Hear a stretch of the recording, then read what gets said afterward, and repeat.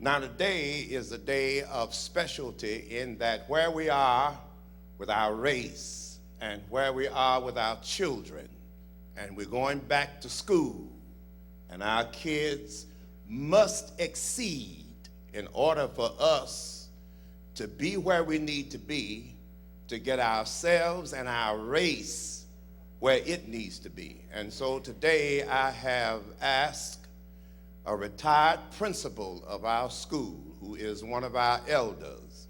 He did this on last year for us, and he did such a good job with it last year until I am challenged to ask him to do it again for us this year.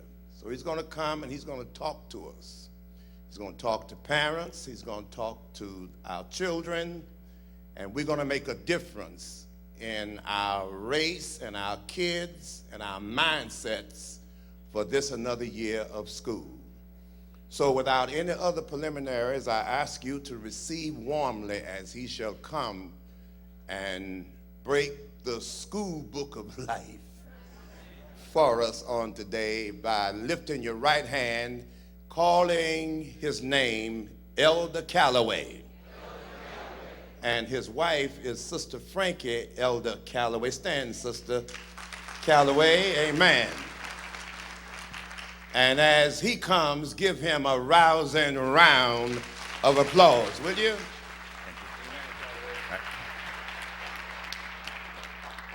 Good morning. I couldn't sleep last night. Anxiety. I tossed and tumbled all night. Probably won't be able to sleep tonight, tomorrow night, because of the joy. Because I have spent today with the living legend. Somebody ought to say amen. I'm so happy to be here. Last summer, when I spoke over on the east side, I said that life couldn't get any better. You know, you get to that point. Sometimes you feel you reach the pinnacle. But then to be able to come back, I say this again, life couldn't get any better.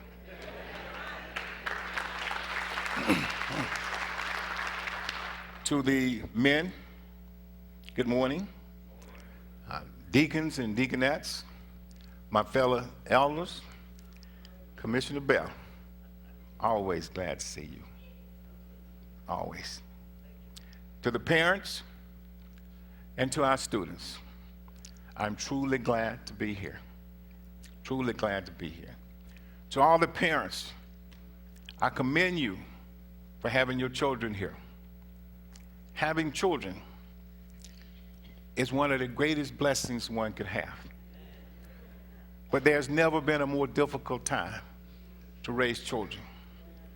Our children are suffering from childhood diseases that at one time were considered to be adult diseases. The violence in our communities, violence, more violence, and more violence. Drug use and abuse. In our homes, dropout parents.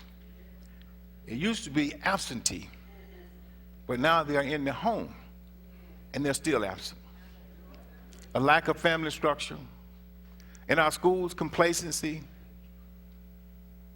apathy, and a total disregard for the value of a quality education. Again, parents, I commend you for having your children here, for keeping Jesus Christ and a vision of what life would be like without Jesus Christ on their minds.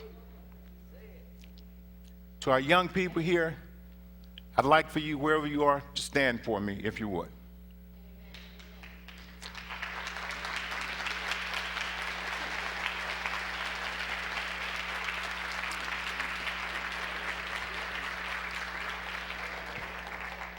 Now, I'd like to ask you a question. This is not a trick question. I want you to be honest.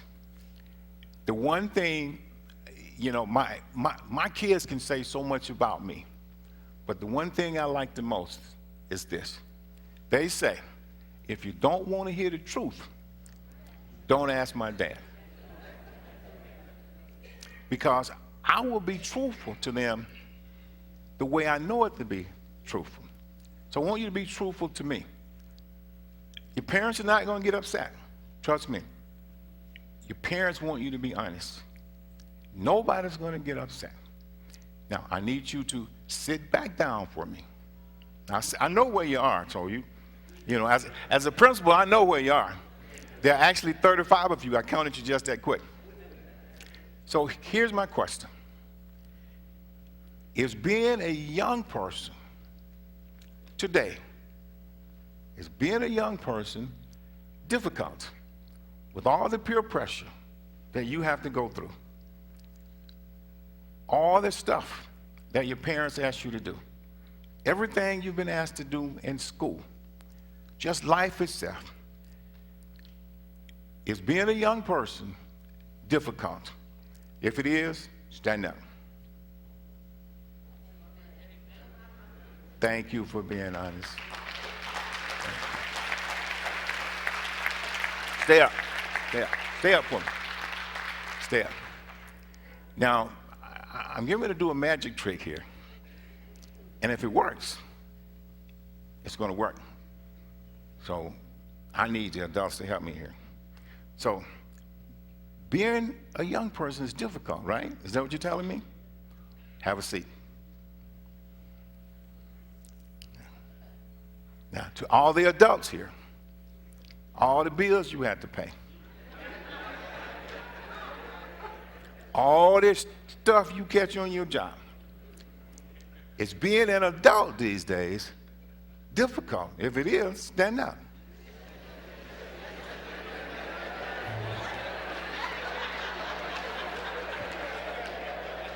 You may take your seat.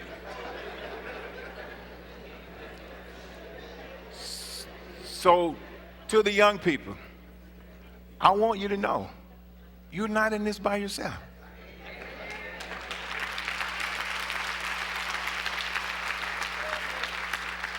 See, I need you to understand, your parent, I think the word, it used to be tripping. I don't know whether parents still trip now. Do they? You know, the first time a kid told me, Miss Callaway, you tripping. I said, what is that? I was like, tell me what it means. So I tried to find it in the dictionary. What does tripping mean?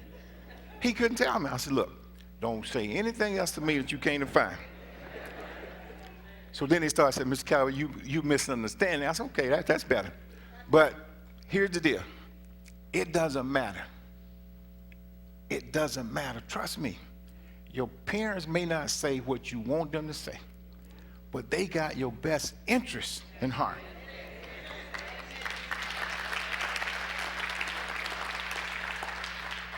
They love you sometimes. See, my dad, as I shared with the pastor this morning, I may not be able to get through this without crying, but my dad never told me that he loved me. But it wasn't because he didn't. He grew up at a time where you just didn't do that. So he never told me. But the way he struggled every day to go to work, I knew that he loved me. Now let me share a quick story with you, and this is a true story. At Chapel Hill Middle School, I had kids who liked to ride motorcycles. The young man said, Mr. Callaway, can I ride my bike to school? I said, no, you can't. He said, well, this is the only way I can come. I said, okay. But you got to come early, and then you got to leave early because you're not supposed to have a bike. So as he graduated to high school, he got into a group, not a gang, a group. And they would ride down Callaway Road, popping wheelies. You guys know what a wheelie is, right? Where you pull the front and you ride on the back wheel. The mother worked at the airport. And on her way to work one night, right there on Callaway Road in Flat Shoals, there was a roadblock. So the mother had to detour. But the mother had told her son, she said, I don't mind you riding your bike, but just don't pop wheelies because it's too dangerous. So the mother on her way to work, the young man had a 2-year-old son. The mother kept the son until he got home from work, and then she went to work. This particular night at 9 o'clock, he hadn't made it home. The mother had to be at work at 11 o'clock at the airport, so she left the baby with the neighbor. She kept calling. She kept calling. She kept calling. She get to work. So she called the neighbor. She said, has he made it home yet? The neighbor said, no, but there's a terrible accident right up the road. Maybe he is stuck in the traffic. What a prophecy. Because indeed he was. He came down Candler Road, popped the wheel on his motorcycle, and hit a car, and died on the spot. Now, the mother didn't tell him he couldn't ride. She just told him not to pop a wheelie. See, your parents are going to tell you you can't do something. Trust me, they know what they're talking about. Amen?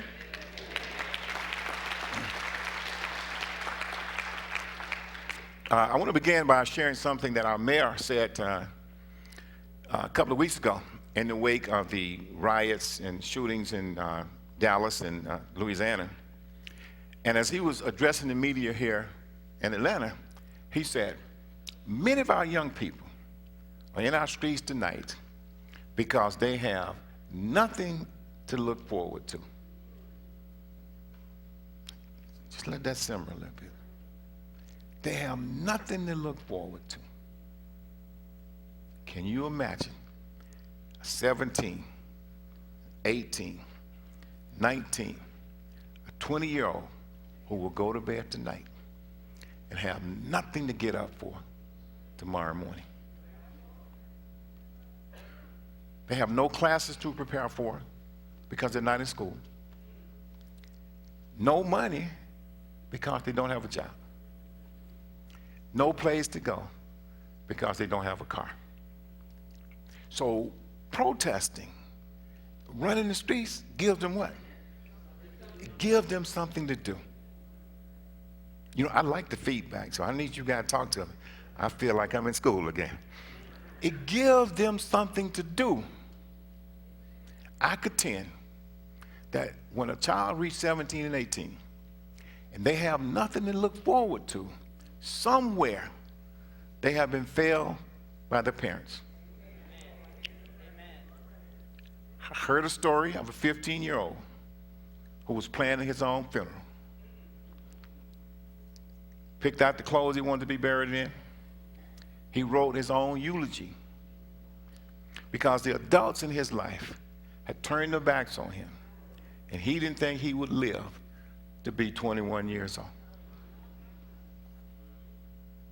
As parents, as African American parents, we have to make the success of our children your number one priority.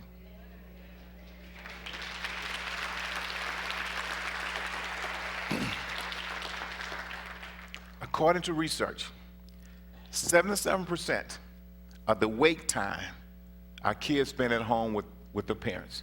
77%. When you look at elementary schools that get out at 2:20, when you look at the holidays, Christmas and Thanksgiving, you look at the one-day holidays like the King holiday, Veterans Day, President's Day, and a couple of more days there, it makes a lot of sense. It might be just 77%. 500 students who dropped out of high school were interviewed, and 25% said the reason they dropped out was a lack of parental encouragement.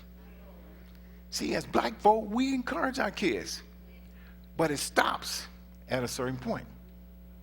It stops at a certain point. It stops during puberty. We slack off as parents. And I'm going to tell you why just a little later. Teachers were interviewed. The teachers indicated the three biggest issues in their school was classroom disrespect, apathy, and a lack of parental participation. Now, the teachers said participation. The parents said encouragement. Parental encouragement in high school, parental participation in the elementary schools. Now, if our kids spend 77% of their time with you, what are you doing with the time? What are you doing? I know what you're doing. I know what all of us are doing with our time. We're not spending it on our kids. We have become distracted. Your kids, you, parent, you are the #1 driving force behind the success of your child. Not the school. You can't leave it up to the school. The teachers have a job to do. And I used to tell my teachers, don't fight a kid if he won't let you educate him. Don't fight him, because there's one sitting right next to him who needs your help.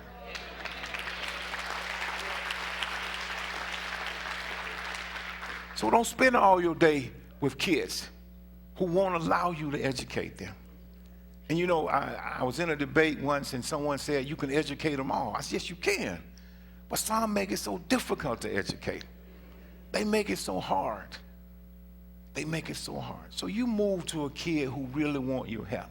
Now, is that wrong? Not really. Come on, not really. It's just like driving down a bumpy road. You have a bumpy road over here and a smooth road over here. Which one are you going to take? According to research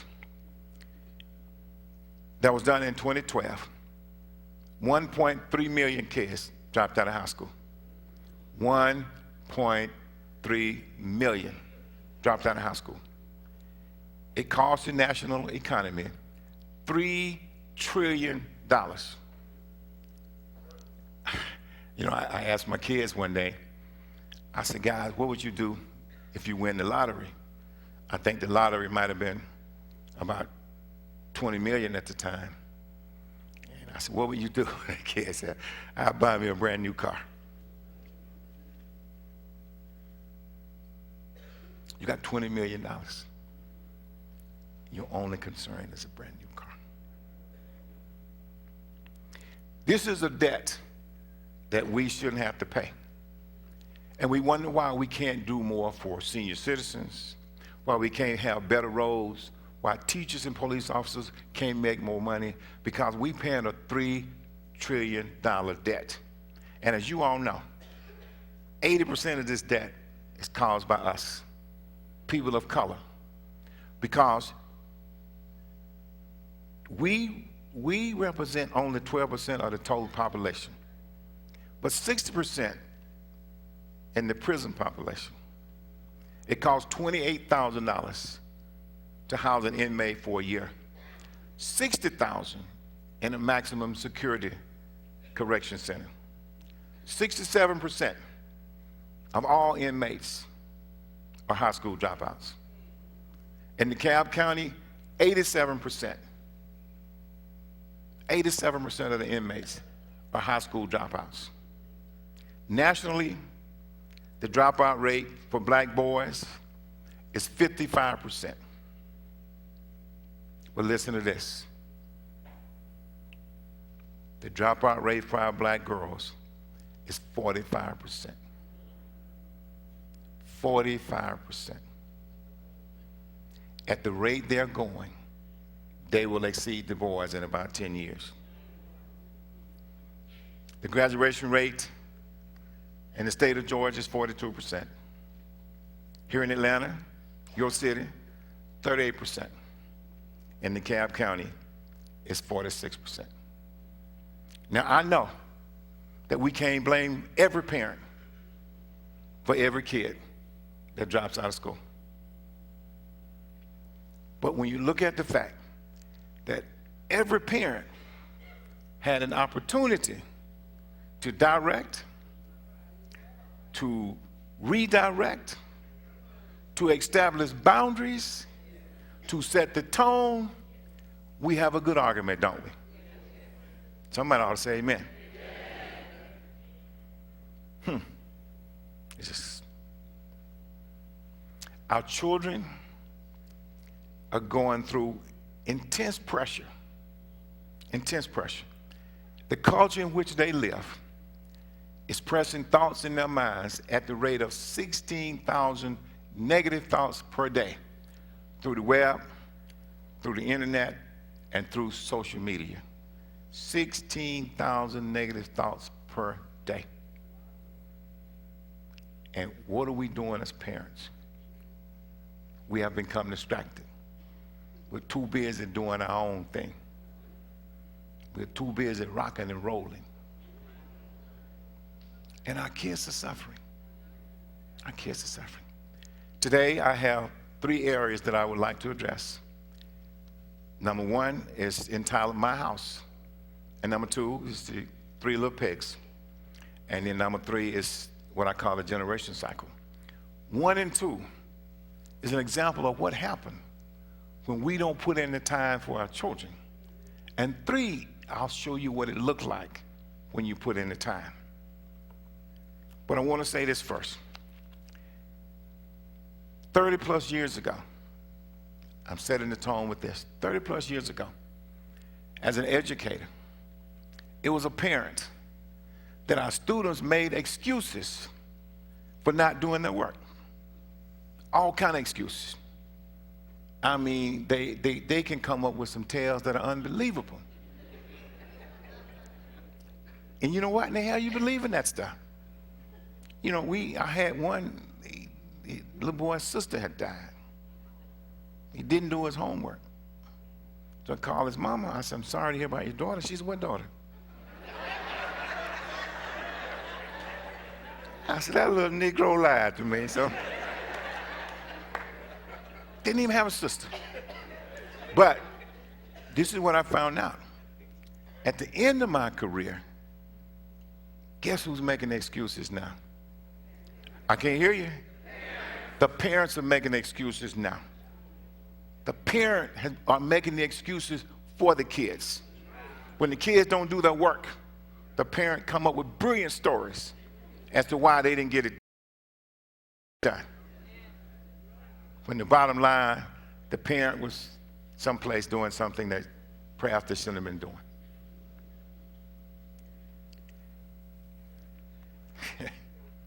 So my topic is distractions cause dropouts. When you become distracted, you will become a dropout. Let me tell you a story about my house. We live out in Covington County. I mean Covington country, just country, way out in the country. And when you drive in the neighborhood, the houses are huge houses. But that's not the first thing that catch your eye. What catch your eye is the landscape. Everybody there, most of the people there are retired. So we compete who had the best looking yard. I mean, we cut our yard 2 or 3 times a week. Listen, I have a 0-turn tractor. And I just love that 0-turn. I just love it. So if my grass get that tall, I jump out there and cut it. So my yard was looking good. So me and the missus said, let's go through the neighborhood and compare our yard to the rest of the yards. I was feeling that good about it, see. So we drive through the neighborhood and we were just shocked. All the other yards look better. Yeah, their yards look great. Ours look good. But theirs look, so we decided, how are we gonna move our yard from good to great? Like how you move your kids from good to great. We went out and bought decorative rocks, bricks, and put them around the yard and put Christmas trees in a little rectangular island, gorgeous plants. You know, for some reason, our plants kept dying on us, but we kept planting them. You know, and I didn't realize you could return dead plants. I didn't know that, but you can. Just for y'all didn't know, you can. Okay. So about 30 days later, as I reflect, I realized we moved our yard from good to great, not because of the bricks, but because of the time we put in. The time. See, if your kids are making C's, just a little time from you, they can make B's.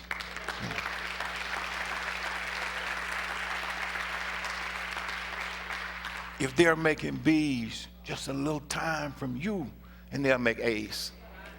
And listen, if they're making A's, a little time from you, they can make A+. We interviewed students a couple of months ago, and the GPA was like 4.6. on a 4-point grading system. Yeah. I don't know how they got it, but they were 4.6. They wouldn't stop at an A, just a 4.0. 4.6, and they said the driving force was her parents. One little girl was competing with her dad, and he was in grade school. He was a PhD, and she was competing with him in high school. Driving force. The parent was the driving force. Don't become distracted. I had a young man at my school, was so smart.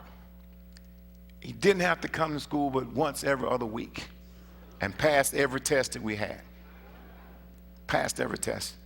He passed the graduation test. So in DeKalb County, you had to be in school the last 10 days of your senior year. You had to be present. Otherwise, you don't graduate.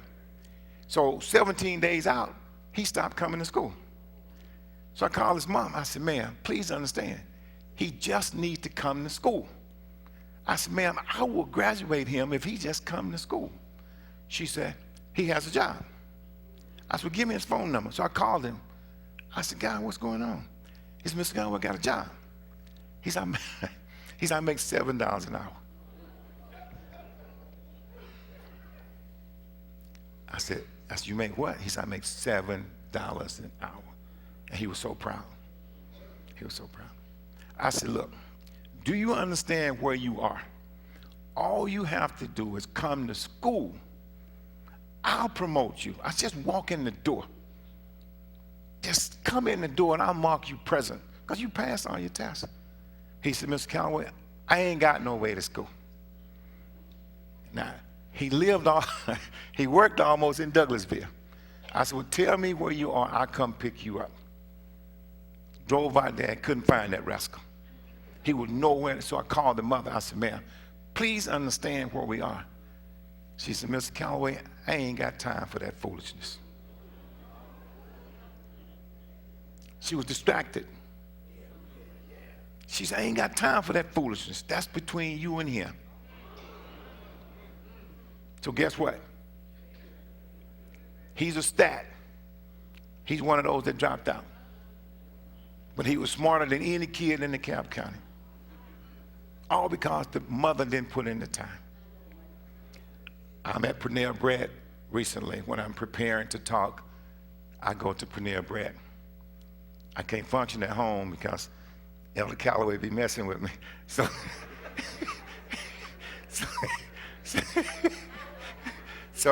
I had to leave home, so I was at Panera Bread.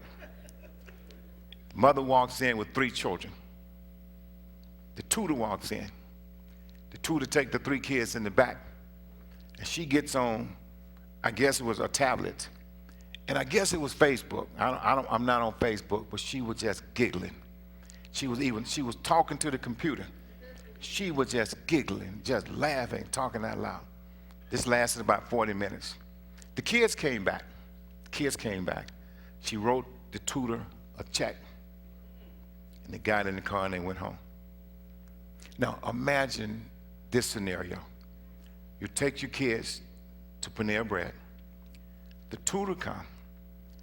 Take your kids in the back. You go back there with them.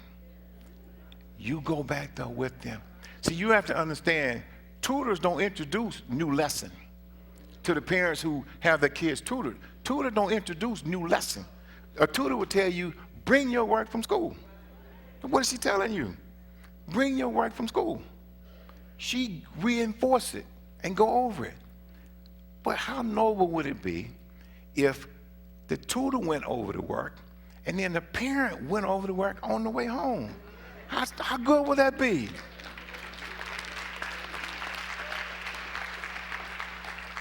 But listen, she became distracted. We as a black race, this thing here is messing us up. This is messing us up.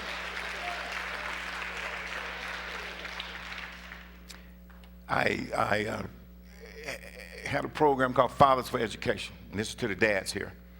And at the end of the program, our young men are to stand and list 5 unique things about their dad, and the dads are to do likewise. Not a single young boy could list 5 unique things about his dad.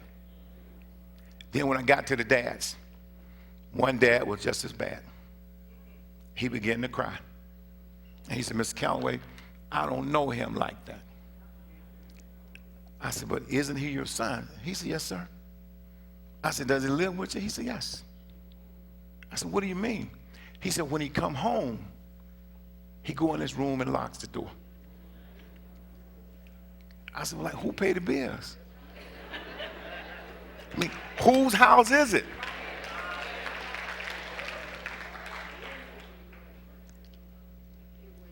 The next day, I checked the kid's records.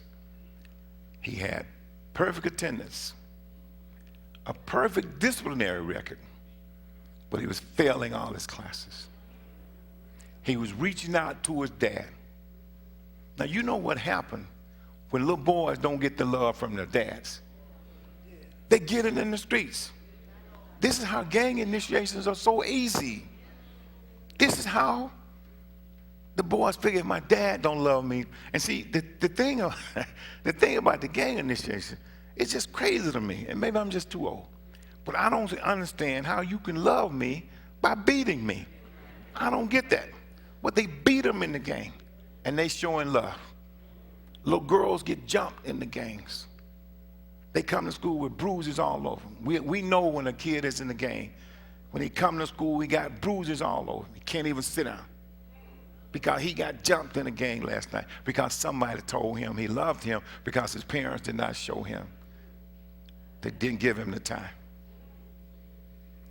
As I spoke to a young lady out front, parenting is hard. Parenting is downright hard. But everything else in life is hard. There's nothing easy. There's absolutely nothing easy. So parenting is difficult. It is very difficult to do. According to the radio, now this is the one thing that I'll share with you that I don't know is the fact or not. I heard it on the radio. What was said was that social media has reduced work productivity by 2 hours a day. And I see you people nodding your head, so you believe that. Social media has reduced the work by 2 hours a day. And here you got people getting paid, and they're on Facebook. So if it's 2 hours a day, it's 10 hours a week. That's 40 hours a month. And we wonder why businesses are losing money. Because we have become distracted. We have become distracted. Let me tell you how distracted we are. Research. 6,000 homes were surveyed. 6,000 families. Put that in your mind, 6,000. And it revealed that as a whole, parents are spending a total of 19 minutes a day with their children. 19 minutes a day with their children. And we wonder why. Our kids have no manners. And we wonder why they have no table manners. And we wonder why they don't say grace before they eat. And we wonder why they don't raise their hand and say, may I be excused from the table? And we wonder why they don't respect the elder. Why they don't respect the law. Why they don't respect themselves. Why they don't respect life itself. And we wonder why. And we wonder why. 19 minutes a day. And we say, Black Lives Matter. To who? To who?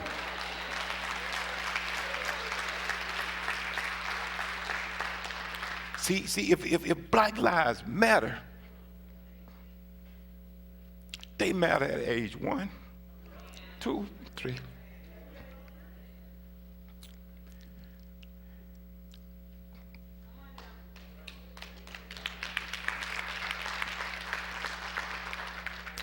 If Black lives matter,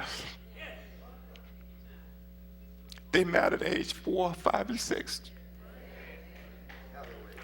So why do we have to wait till our kids are victims before we start marching?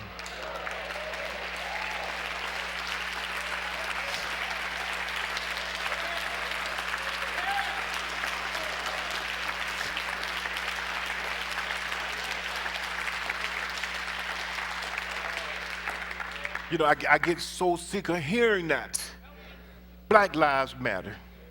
And we're spending only 19 minutes with our children. 19 minutes with our children. Research also showed that 28 minutes per day is spent in secondary activities, such as Little League sports, cheerleading, and activities.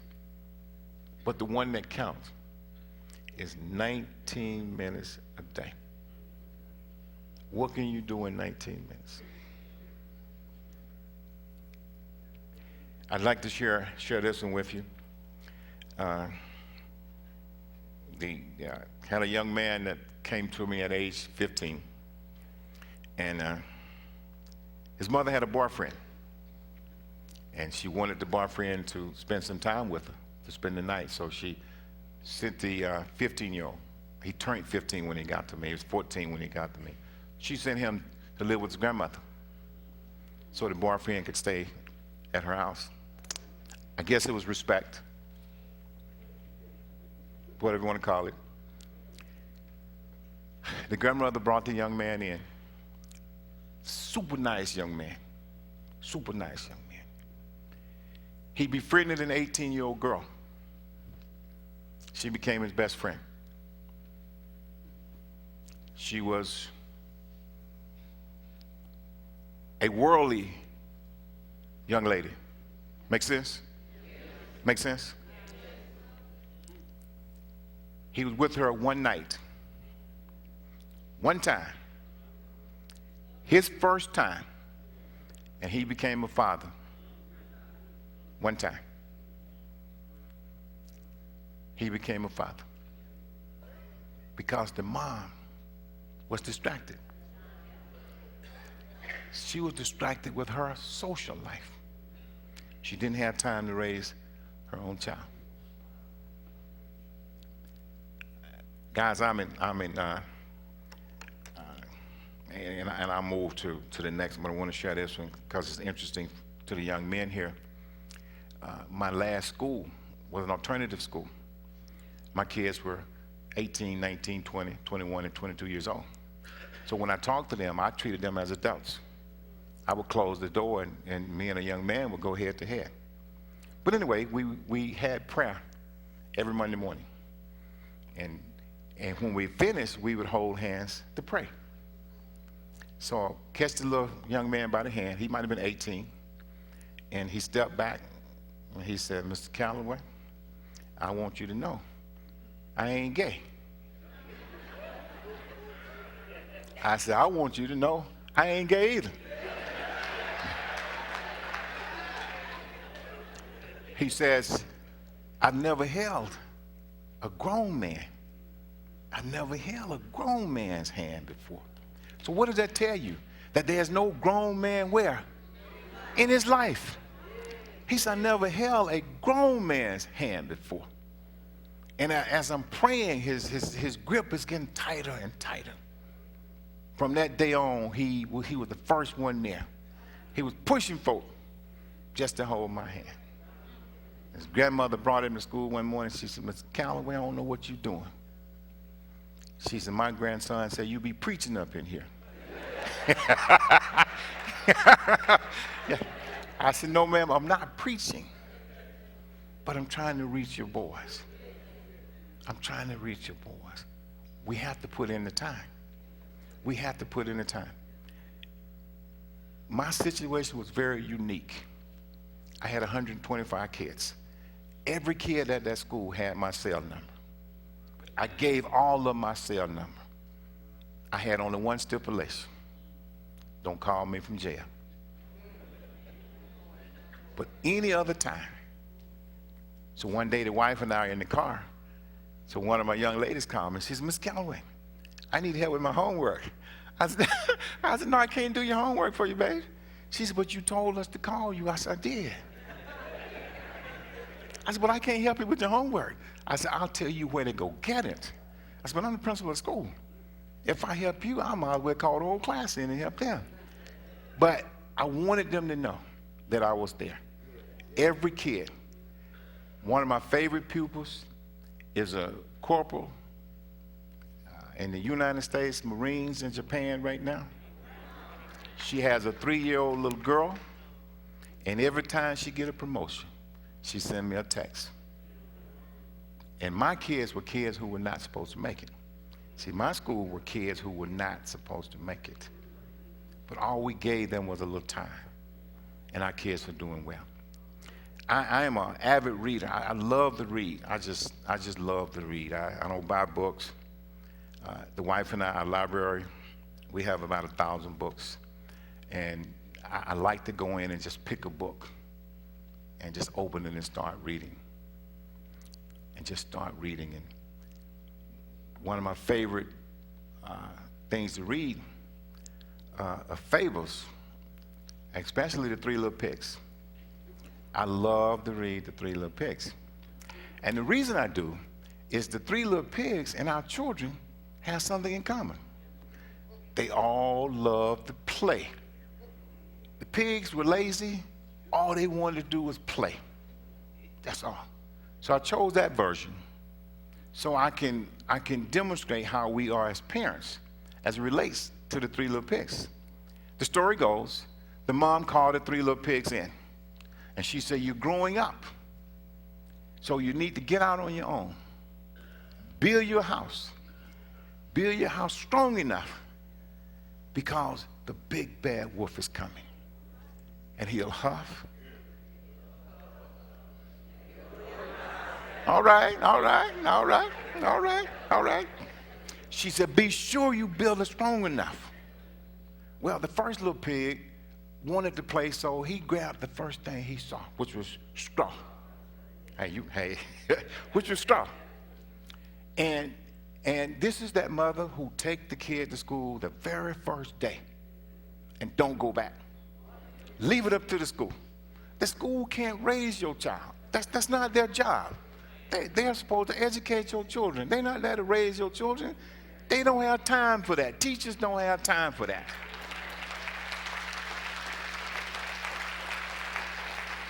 See, as a teacher, you expect the kid, when he walk in that class, when you say have a seat, you expect him to have a seat. You said close your mouth, you expect him to close his mouth. You said raise your hand, you expect him to raise his hand. You don't expect anything else. So this little pig didn't prepare himself. So when he got out into the real world, guess what? Big bad wolf came, disguised as the universe. And it huffed and puffed. He had no defense. And kids like that normally end up as victims of homicide or incarceration. Am I right, Chief? Thank you. That's what happens when you don't prepare your kids. Well, the second little pig saw what happened. He said, I'll do a little better. This is that parent, take that kid to school on the very first day, might go back during the first semester. Want to know when the Christmas party is going to be. Show up for the Christmas party. And the rules are this. You can't have individual birthday parties. So she showed up on the parent birthday with 36 cupcakes and get mad because she can't bring them into school.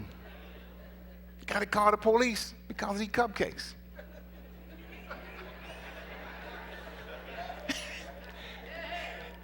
So what happens when that little pig get out?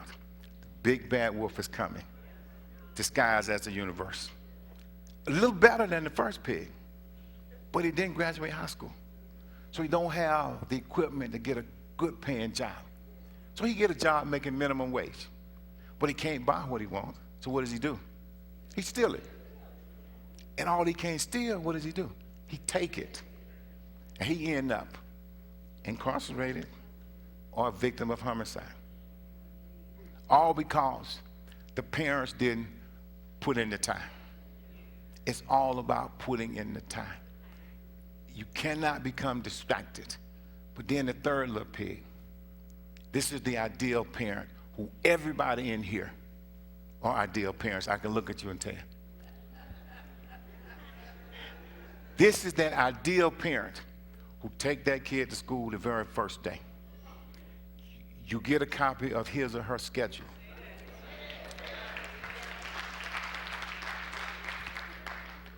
You develop a professional relationship with his or her teachers. You get their email address. You get information to text them. You log on to Parent Portal.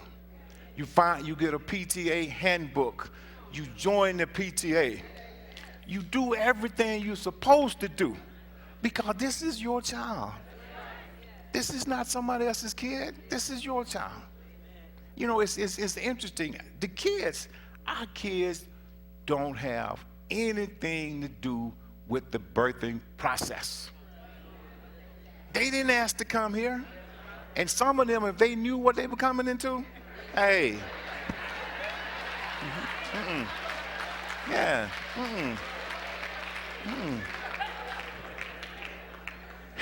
They would probably say, wait till next year. I can't come out there in this mess. But now, when this pig get out there in the real world, is the big bad wolf still coming?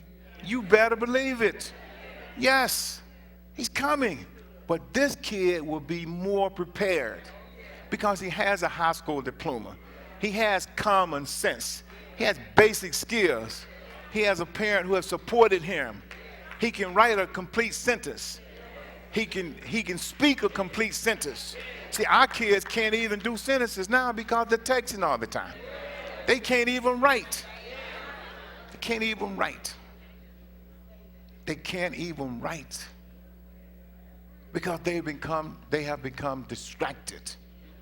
We have become distracted. This thing right here is killing us. And trust me,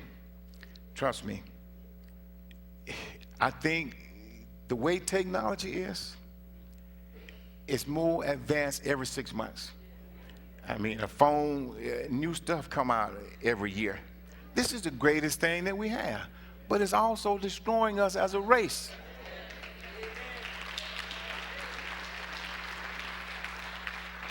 If you have a bank account, raise your hand. It's not a trick question. It's not a trick question. Financial experts tell us this. If you have a bank account, you should check your account every other day for bank fraud, bank theft, just simple mistakes that you make. I check mine every day. And I pray for a couple more zeros every day.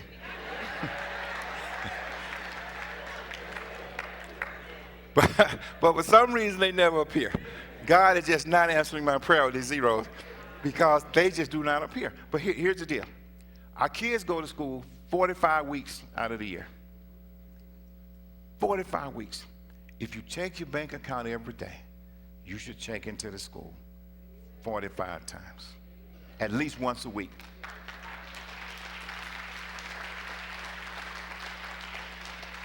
I'm going to give you a rule of thumb. This is for those 3rd, 4th, 5th graders. If your child come home 2 consecutive weeks and you never hear from the school, you better get in your car and go up there. Because I guarantee you there's something in that book bag. I guarantee you. If you go 2 weeks without hearing from the school, go to the schoolhouse. But you need to go contact the school at least once a week. And there's so many ways to do it. All teachers will give you their cell phone numbers. All they want is a little text from you. And please, when you contact the school, Never ask, how is my child doing? Because they will tell you exactly that. And doing good to them may not meet your what? Standards. May not meet your standards. See, if you expect your kid to be a B student, and the teacher, and he has C's, and the teacher says he's doing well, there's a little problem there. There's a problem. There's a problem there. So always ask a direct question so you can get a direct answer. I'm getting ready to close now, and what I want to show you now is my little gadget I have created, and I just love this. I have no patent on it, so if you want to use it, you go right ahead. There will be no lawsuit because it's for the children. See, anything I do is for our children. If you follow this, you can live the American dream. It don't take a whole lot of money to live the American dream. Elder Callaway and I are living the American dream. We can pay all our bills. We can go 90% of all the places we want to go. We can buy 90% of all the things that we want to buy. And last but not least, we hang out with a living legend here at Salem Church.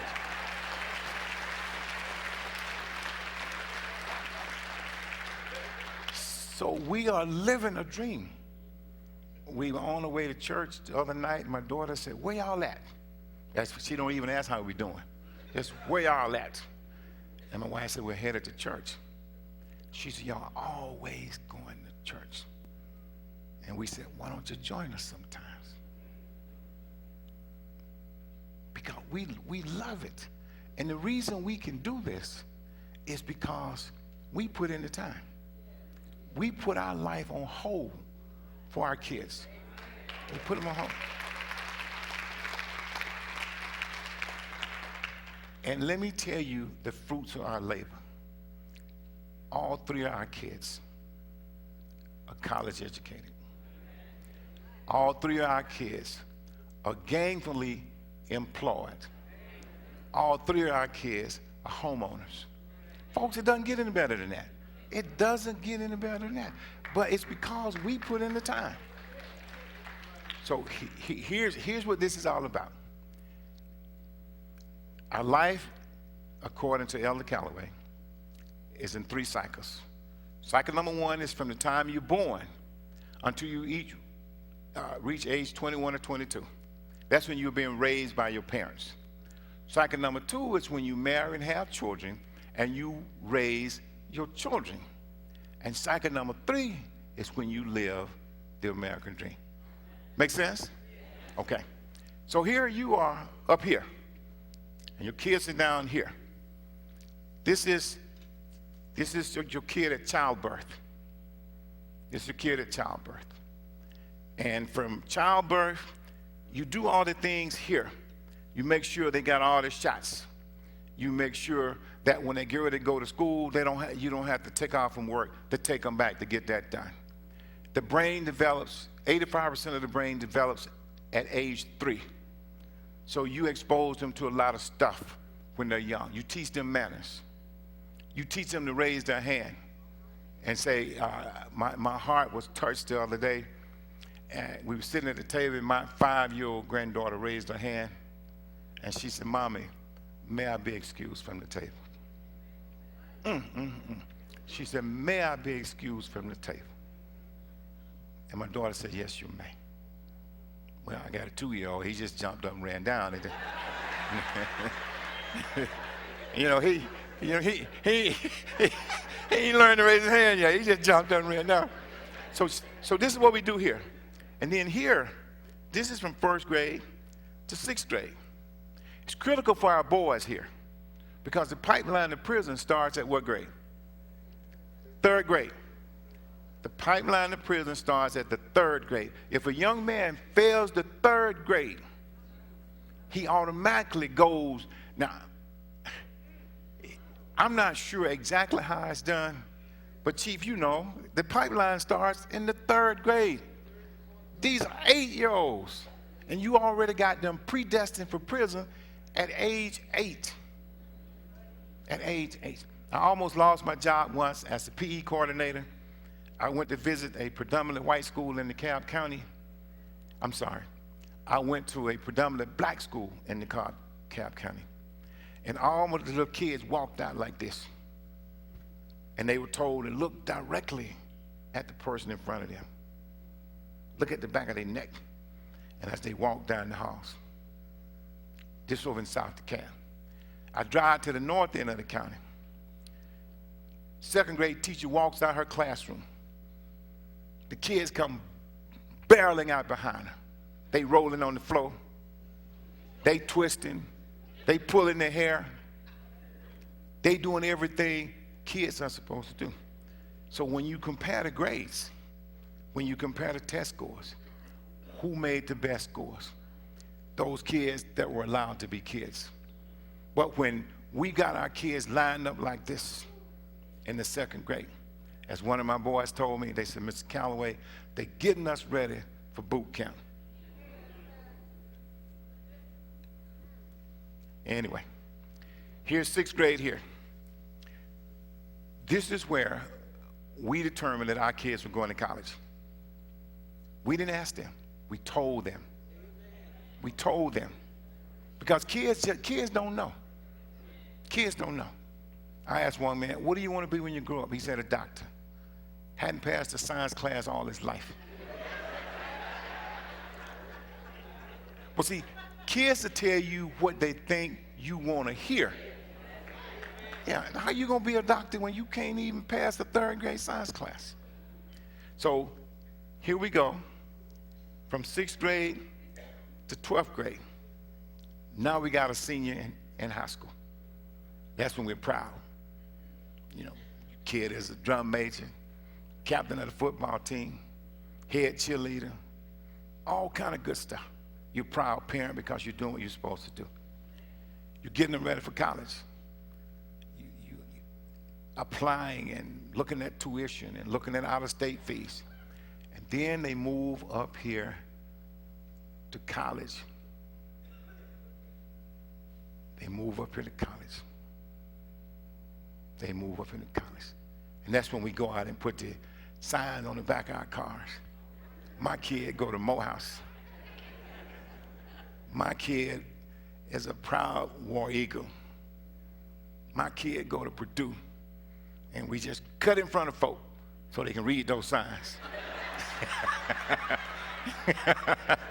Yeah. We want everybody to see how proud we are of our kids. Because we are proud when they graduate college. And when they graduate college, they move right up here to where we are. Now that's a proud moment in your life. That is something to be proud of. How many of you got kids who graduated from college? Isn't that a great feeling? Ooh, and listen, that is a great feeling. You're almost there. You're almost there. Can it get any better? Yes. Let me tell you when it gets better. It's when they get a job and move out.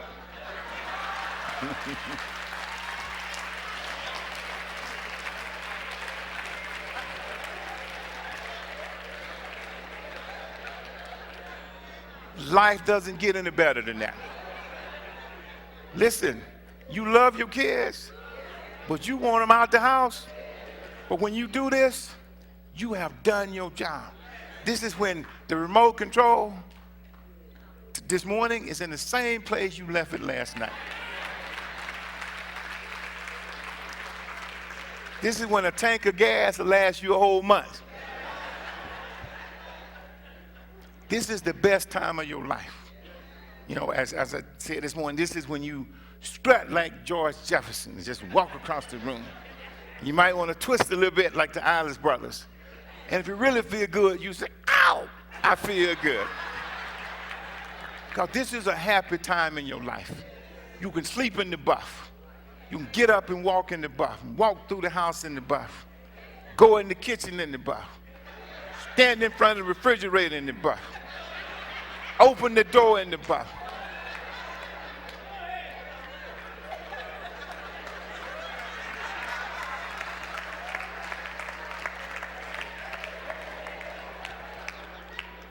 And only if you're skillful enough, have a cup of coffee in the bus. But you have to be skillful enough to drink coffee. Guys, you've done your job as a parent. Right now, it's just the two of us in our house. Just the two of them. Our kids stay just far enough away to be far enough away. We love them, but we have done our job. Everybody here can do the same thing. But wait. What if? What if? What if?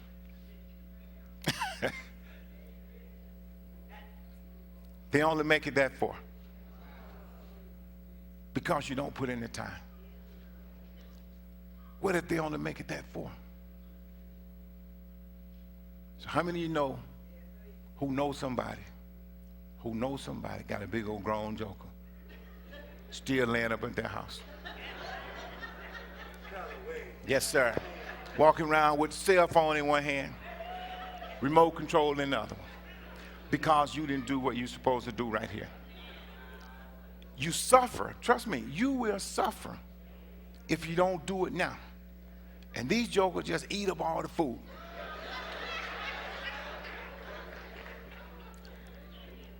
They just eat all the groceries, all the collard greens, all the black-eyed peas, all the pig feet, and all the fatback meat.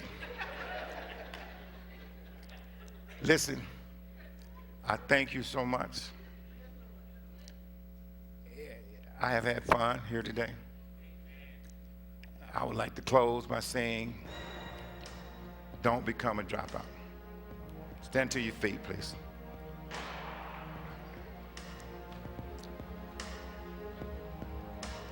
Close your eyes, please. Concentrate on our children. Think about our children. As Pastor said, you don't have to be a parent. You don't have to have children in school. But just think about our children. Don't become a dropout. When you drop out, apathy will drop in. When you drop out, chronic illness will drop in. When you drop out, depression, evasive behavior, fear, gang initiation, homelessness, insecurities, juvenile delinquency will drop in. When you drop out, low self-esteem, mental health, neglect, oppression will drop in. When you drop out, peer pressure will drop in. Risky behaviors will drop in. Sleeping disorders will drop in. Unprotected childbirth, unexpected childbirth will drop in. Violence, weapons will drop in. We must pray for our children. We must not become a parent dropout. Don't allow distractions to cause you to become a dropout. Amen. Thank you very much.